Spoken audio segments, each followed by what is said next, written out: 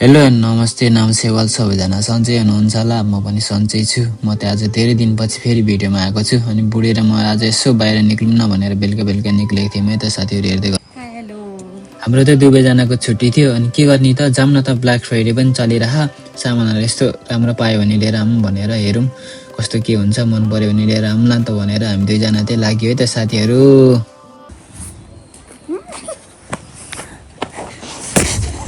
हाम्रो त भेटेपछि यस्तै चल्ने प्याटापुटा हान्ने ओर्ने यस्तै भइरहन्छ है साथीहरू। मैले पिटो भनेर रिसाइरहेको छ है साथीहरू। एकछिनमा हाँस्छ एकछिनमा रिसाउँछ। यो मान्छे यस्तै छ है साथीहरू। के गर्नु गाह्रो छ गाह्रो। यतातिर चाहिँ ट्रेन आउनलाई पनि अलिकति टाइम लाग्दो रहेछ अनि म चाहिँ ट्रेनमा एकैछिनमा निदै हालिसकेँ भुस भइहालेँ। अहिले त्यो फुचु स्टेसनमा पुरै झिलिमिली रहेछ यस्तो लाइटिङहरू यताउता हालेर चाहिँ भयो।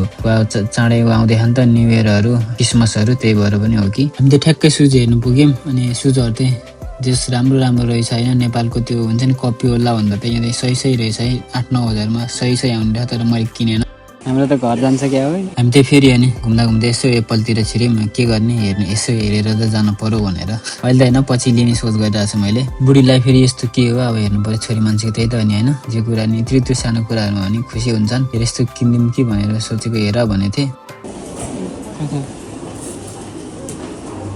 टल्के हौ डायमन्ड जस्तै यस्तो गरेर यस्तोमा राखी हेर न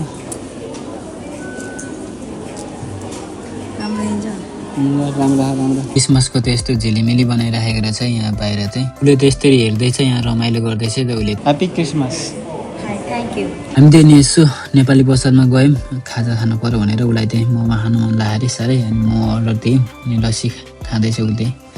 त्यहाँ देखाउँदैछ के अरे उसले मैले किनिदिएको भन्दै। यत्रो सानो कुरा अनि लास्टै खुसी हुन्छ मेरो बुढी चाहिँ।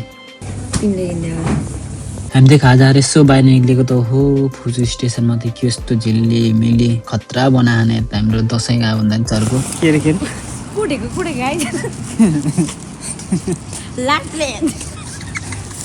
अरे हाम्रोतिर त्यस्तो भन्छ क्या। हाम्रोतिर त्यसै बोल्छन् कि उसको मेरो त यस्तै हुन्छ हाँसी मजाकहरू होइन।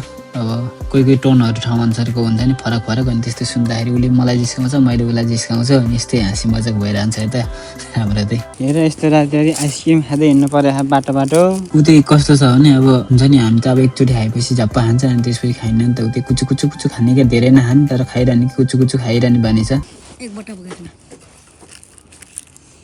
त्यत्रो खाने आइसक्रिम अहिले मात्रै खाने हो त खाने हो। ल अरूको केही छैन आइसक्रिमको टेन्सन छ। यस्ता हुन्छ नि है साथीहरू। आज हामी के भन्छ अरे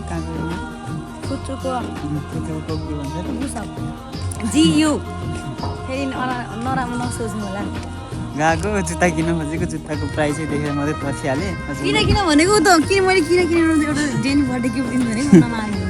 त्यो 14-15,000 20,000 25,000 थियो त्यही भएर मैले किनिदिन्छु हो भनेको ऊ नमानेको।